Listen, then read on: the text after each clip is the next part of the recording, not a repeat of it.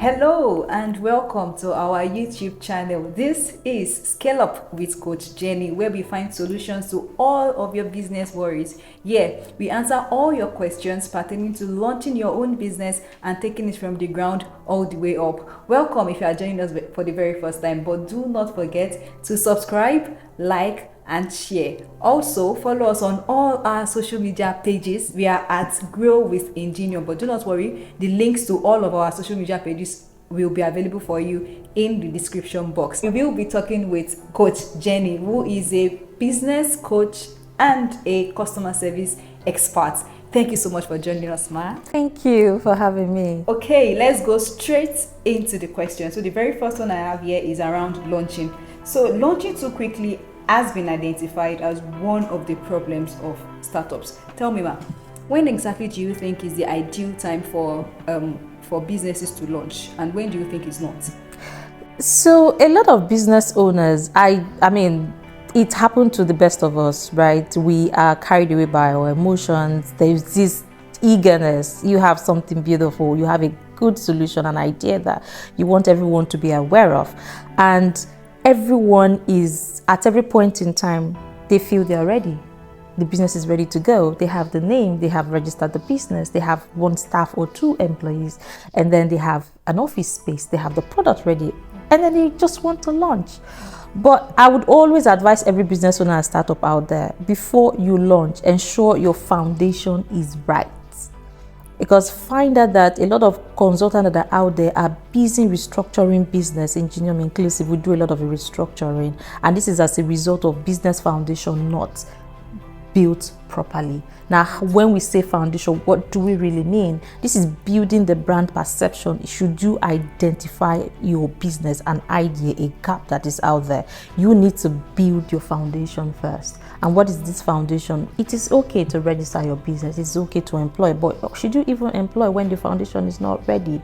Branding your business to register in the minds of the people you want to serve is the foundation we're referring to. So branding is not about colors or logos, but branding is about the perception building. What would people think when they see your brand or they come in contact with your product or your solution? Until you can answer that question, then you're not ready to launch. Great, thank you so very much. You mentioned that businesses you don't have to immediately recruit. I mean, you've already laid that foundation, and I think that leads to the second question, which is about how business managers and owners pay a lot of attention to recruitment of staff.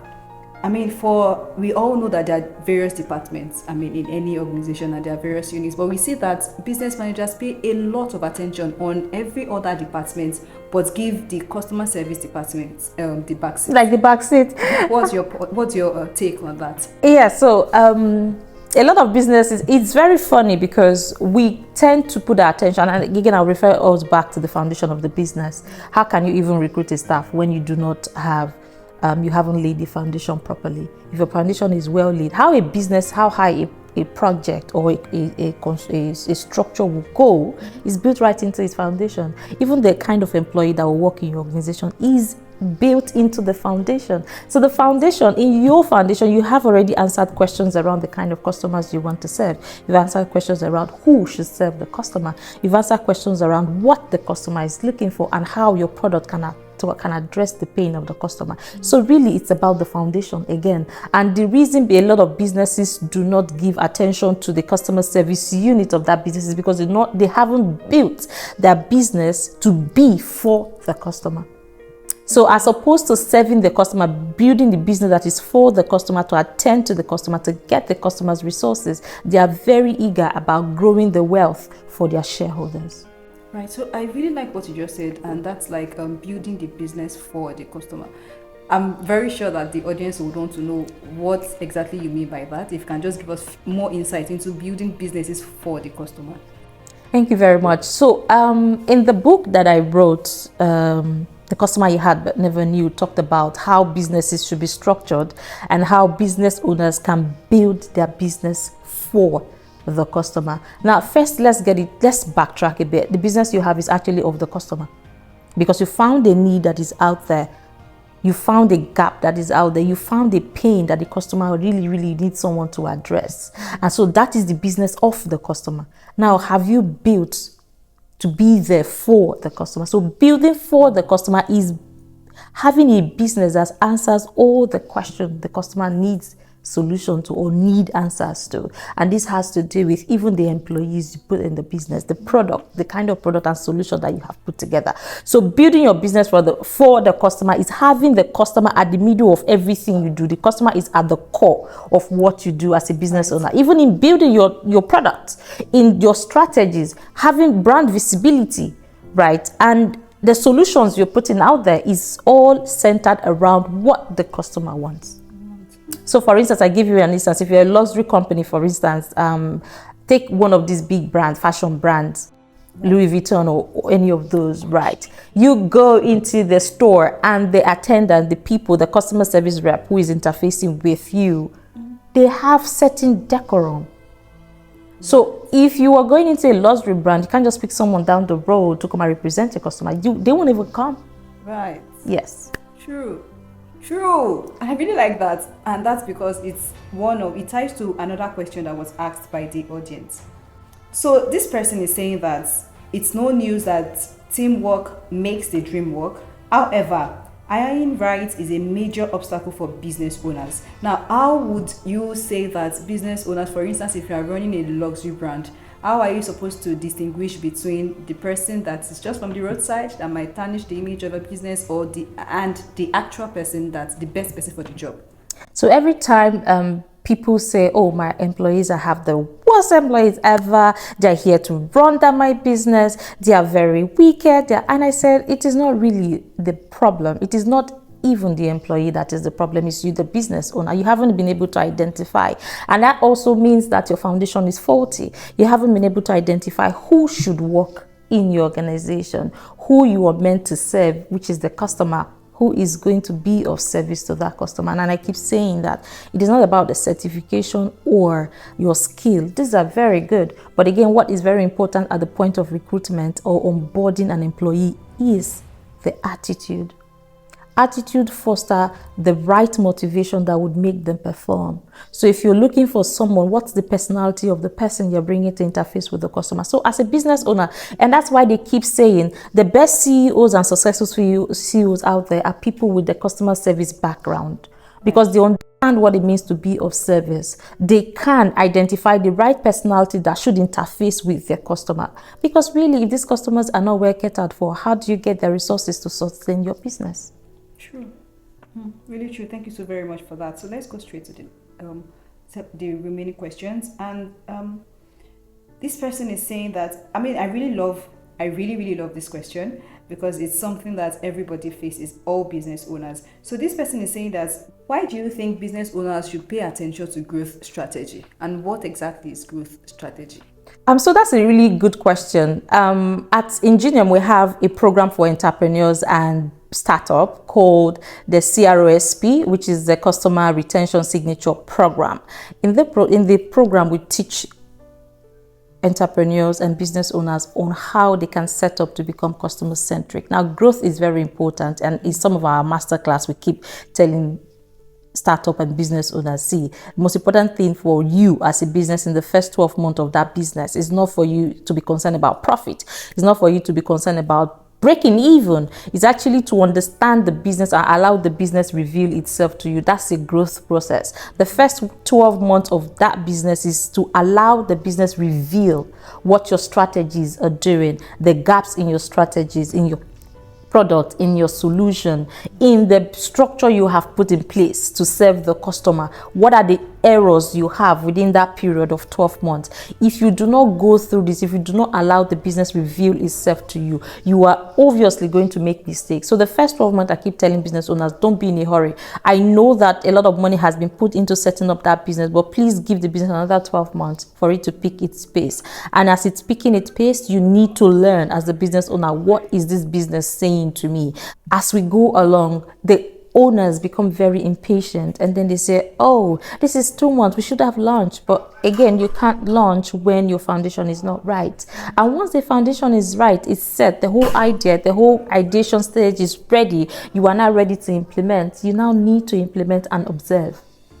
So observance is your growth process, not allowing that to reveal itself to you. It's you not positioning yourself to make room for errors and grow from your errors. And you find out that 5 years down the line, the business who started so well is nothing to write home about.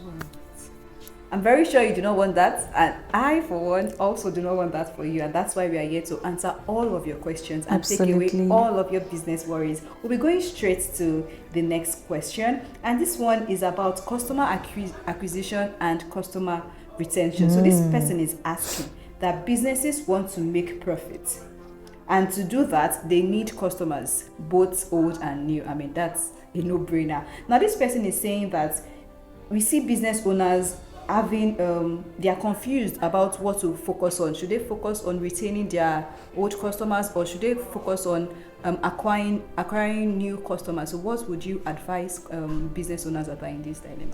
So I think that the dilemma is very valid. A lot of business owners are always concerned about getting more people. The more I have people flock into my business and patronize me, the growth, the better I will become, and then sales will increase, revenue will increase. Absolutely beautiful. But there is a thin line between acquiring customers and acquiring the right customers. Now, building your business, like we mentioned earlier, to be for the business has already taken a lot of people that you're not meant to serve in that business away. Now, we hear the common saying that business is a game of numbers, but I keep saying that business is your game of number, is the number of retention, the percentage retention and increase in customer retention you have. So the question of acquisition and retention really is a thin line, and I would say it's a thin line because the more you acquire doesn't mean you will retain. So for your business growth to happen, it is the increase in your retention rate of customers. It is not the number of acquisition. The business has identified who to serve. So the number of acquisition really should be lower as your retention rate increases. Now, your focus as a business owner is how to retain the numbers that you have brought in, not how to get more people. Retain the numbers you have brought in, and they will bring the orders that you're looking for, the order numbers you're looking for. So retention is really the new game in the business. The more you can retain, the more you can serve your customers better, the better your chance to increasing the number of patronage you have. Beautiful. Thank you so much for that. So we have a final question.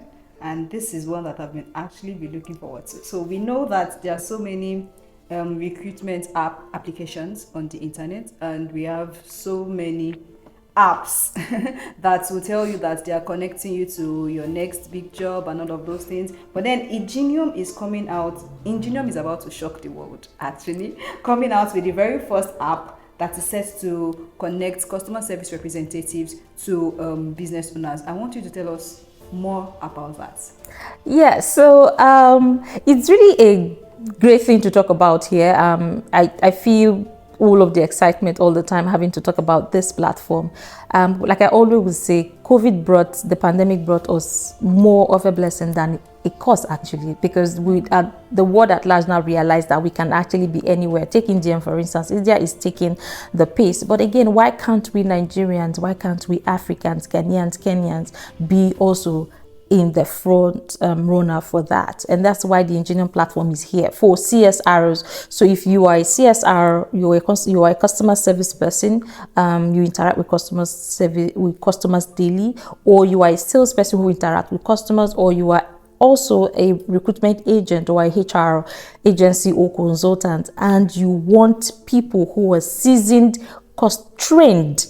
All right, because on the app, on the platform, we have the badge system. So it's a platform that showcases very seasoned customer service rep who are ready and exceptional, who want to be more to people. So if you're an organization, you're looking to recruit such people around the world, the platform is not restricted. It's for global, it has global visibility, right? So if as a customer service rep who want to heighten their career, and as a business owner who also want to get more people in good hands to attend to their customers, this is the right place for you to be. The Ingenium platform is to give visibility to both those who are looking for the seasoned employees who carries the right attitude, who have been trained to understand what it means to be of service, and those who are looking to grow their career and have and earn in currencies they deserve to be paid in, and not be restricted by the currency of their local region. Then this is a platform for them to be for them to be on. I really like the sound of that, and that is why this question is like my best so far from every other ones that has been asked. But I mean, every questions have been valid. So if you want to be international and you want to be exceptional, now you know what to do. And on that note, we will be wrapping up today's show. Thank you very much, Coach Jenny, for joining us again. Thank you for having me. You've been such an amazing host today. I mean, we try. Right. Thank you so much for joining us again. And do not forget to give us a follow. The link to every of our social media pages will be available for you in the description box. Do not also forget to follow Coach Jenny. She is at Jennifer_Orode on all social media pages. Also, the link to follow her will be available for you in the description box. Do not forget to subscribe if you've not already done that. Also, like and share this with your friends and family. I mean, it's not so good to hoard knowledge, right? You are tapping into the wealth of our own knowledge. Till we come your way again, it's peace, love, and goodbye.